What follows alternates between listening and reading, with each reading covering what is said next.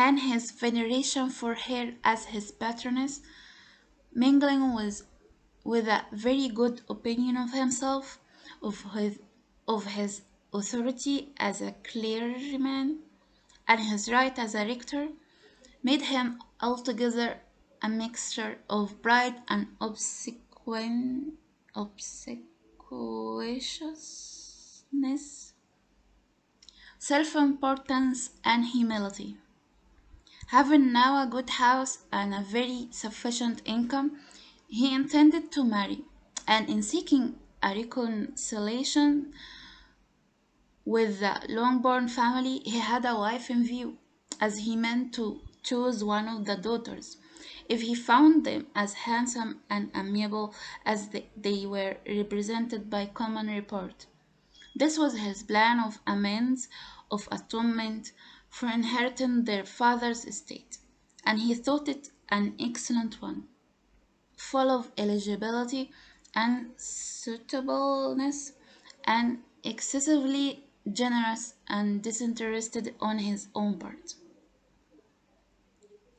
His plan didn't vary on seeing them.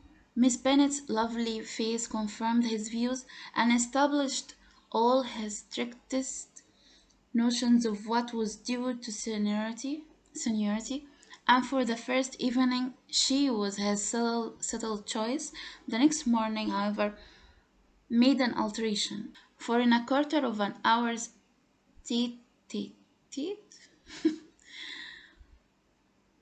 with Mrs. Bennet before breakfast, a conversation beginning with his parsonage house and leading naturally to the avowal of his hopes that a mistress might be found for it at Longbourn, produced from her, amid very complacent smiles and general encouragement, a caution against the very Jane he had fixed on.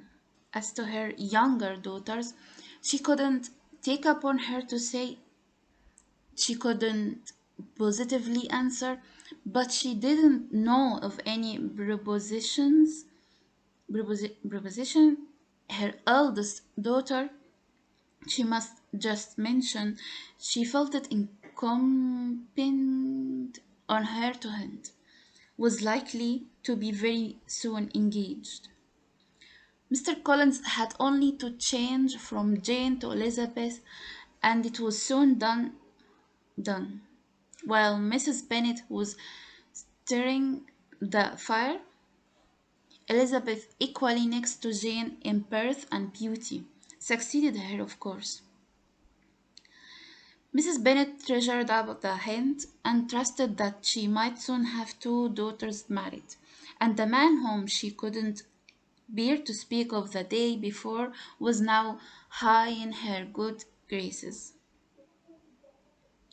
Lydia's intention of walking to Meryton was not forgotten. Every sister except Mary agreed to go with her, and Mr. Collins was to attend them at the request of Mr. Bennet, who was most anxious to get rid of him and have his library to himself. For this, thither, thither, thither, Mr. Collins had followed him after breakfast, and there he would continue, nominally engaged with one of the largest folios in the collection, but really talking to Mr. Bennet with little cessation of his house and garden at Hansfold.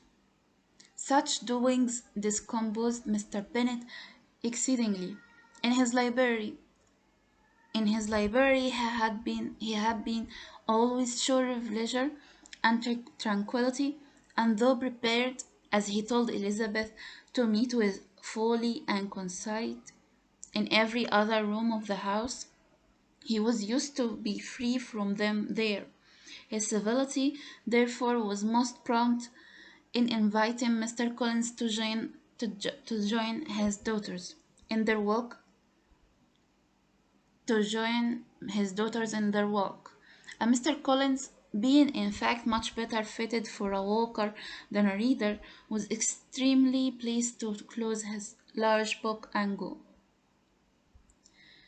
In pompous nothings on his side, and civil assents on that of his cousins, their time passed till it entered Marathon.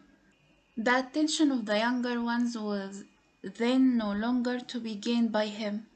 Their eyes were immediately wandering up in the street in quest of the officers, and nothing less than a very smart bonnet indeed, or a really new muslin in a shop window could recall them. But the attention of every lady was soon caught by a young man whom they had never seen before, of most gentlemanlike appearance, walking with another officer on the other side of the way. The officer was the very Mr. Denny concerning whose return from London Lydia came to inquire, and he bowed as they passed. All were struck with the stranger, the stranger's air. All wondered who he could be, and Kitty and Lydia, determined, if possible, to find out, led the way across the street, under pretense of wanting something in an opposite shop. Unfortunately, had just gained the pavement when the two gentlemen turning back had reached the same spot. Mr. Denny addressed them directly and entreated permission to introduce his friend, Mr. Wickham, who had returned with him the day before from town, and he was happy to say had accepted a commission in their corps. This was exactly as it should be, for the young man wanted only raiment to make him completely charming. His appearance was greatly in his favor. He had all the best part of beauty, a fine countenance, a good figure, and very pleasing address. The introduction was followed up on his side by a happy readiness of conversation, a readiness at the same time perfectly correct and unassuming. And the whole party were still standing and talking together very agreeably, when the sound of horses drew their notice, and Darcy and Bingley were seen riding down the street. On distinguishing the ladies of the group, the two gentlemen came directly towards them and began the usual civilities. Bingley was the principal spokesman, and Miss Bennet the principal object. He was then, he said, on his way to Longbourn on purpose to inquire after her. Mr. Darcy corroborated it with a bow, and was beginning to determine not to fix his eyes on Elizabeth, when they were suddenly arrested by the sight of the stranger. And Elizabeth, happening to see the countenance of both as they looked at each other, was all astonishment at the effect of the meeting. Both changed color. One looked white, the other red. Mr. Wickham, after a few moments, touched his hat, a solution which Mr. Darcy just deigned to return. What could be the meaning of it? It was impossible to imagine. It was impossible not to long to know. In another minute, Mr. Bingley, but without seeming to have noticed what passed, took leave and rode on with his friend. Mr. Denny and Mr. Wickham walked with the young ladies to the door of Mr. Phillip's house, and then made their bows, in spite of Miss Lydia's pressing entreaties that they should come in, and even in spite of Mrs. Phillip's throwing up the parlor window and loudly seconding the invitation. Mrs. Mrs. Phillips was always glad to see her nieces, and the two eldest from the recent absence were particularly welcome, and she was eagerly expressing her surprise at their sudden return home, which, as their own carriage had not fetched them, she should have known nothing about if she had not happened to see Mr. Jones' shop boy in the street, who had told her that they were not to send any more draughts to Netherfield because the Miss Bennets were come away. When her civility was claimed towards Mr. Collins by Jane's introduction of him, she received him with her very best politeness, which he returned with as much more, apologizing for his intrusion without any previous acquaintance with her, which he could not help flattering himself, however, might be justified by his relationship to the young ladies who introduced him to her notice. Mrs. Phillips was quite awed by such an excess of good breeding, but her contemplation of one stranger was soon put to an end by exclamations and inquiries about the other, of whom, however, she could only tell her nieces what they already knew, that Mr. Denny had brought him from London, and that he was to have a lieutenant's commission in the Shire.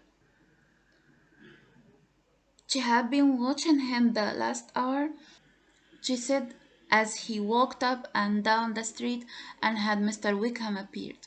Kitty and Lydia would certainly have continued the occupation, but unluckily no one passed windows now except a few of the officers, who, in comparison with the stranger, were become stupid, disagreeable fellows.